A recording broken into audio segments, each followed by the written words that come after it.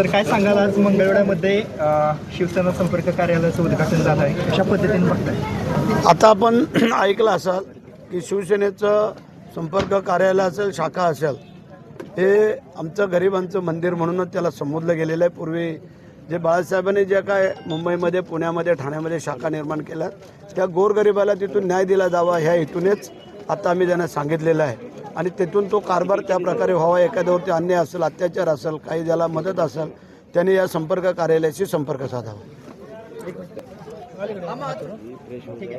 तर शेजारचा तालुका मोहोळ तालुक्यामध्ये नगर परिषदेवर शिवसेनेचा भगवा फडकला गेला.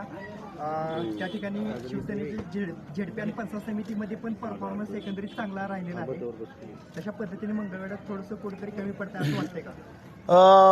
कारण इथे आमचा शिवसेनेचा आमदार नाही आहे, त्याच्यामुळे ही जी काय उणीव आहे ती काही कामांच्या स्वरूपातून, मित्रत्वाच्या नात्यातून आम्ही भरून काढायचा प्रयत्न करतो आहे.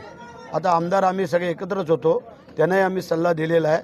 कारण काही ठिकाणी आमचे आमदार नाहीत, काही ठिकाणी त्यांचे पण आमदार नाहीत. ज्या ठिकाणी आमच्या आमदार नाही तिथे त्यांनी समजून घ्यायला पाहिजे, त्यांचे नाही तिथं आम्ही समजून घ्यायला पाहिजे. आणि अशा प्रकारेच हा कारभार चालू शकतो. आणि जी काय ताकद द्यायची ती आम्ही आमच्या संघटनेच्या वतीने आमच्या सैनिकाला देऊच. परंतु ज्या वेळेला युतीमध्ये आपण लढलेलो आहोत, तर त्या युतीच्या माध्यमातून त्या आमदारांनी तिथल्या पण मित्रमंडळींना बरोबर घेऊन चालावं, हा आमचा सल्ला आहे. मंगळवेढ्यामध्ये आबासाहेब लांडेसारखे कार्यकर्ते आहेत, त्यांना भविष्यात ताकद द्याल का?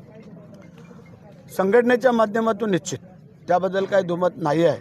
कारण आमचा तालुका प्रमुख असेल, उपजिल्हा प्रमुख, जिल्हा प्रमुख असतील, संपर्क प्रमुख असतील, किंवा ज्या ज्या गावाचे शाखा प्रमुख असतील, त्यांना सैनिकांना ताकद देणं हे आमचं काम आहे. तरच संघटना वाढू शकते आणि त्याच्या अनुषंगाने आमची आखणी चालू आहे. 2029 या ठिकाणी शिवसेनेचा आमदार असेल का? आत्ताच नाही सांगत. जर आपण महायुतीमध्ये लढायचं ठरवलं तर त्यावेळेला कसं असेल, काय असेल, ते आज मी 4 वर्ष अगोदर नाही सांगू शकत. आमचे नेते मंडळी सांगतील.